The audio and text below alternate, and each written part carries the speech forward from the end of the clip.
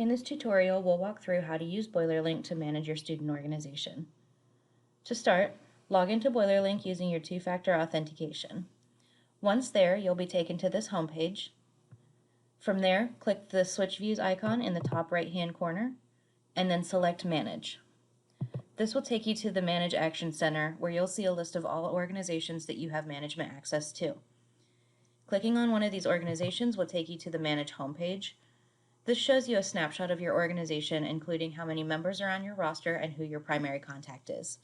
This is also where you can access re-registration when it's time for your organization to complete that process. Click on the menu in the top left-hand corner to open your Manage Toolkit.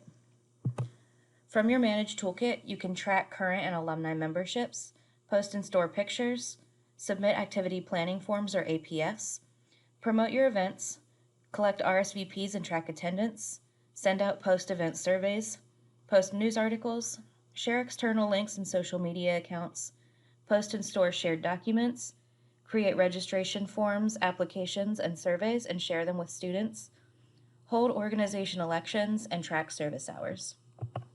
As always, if you have any questions, do not hesitate to reach out to student activities and organizations located on the third floor of the Kroc Leadership Center.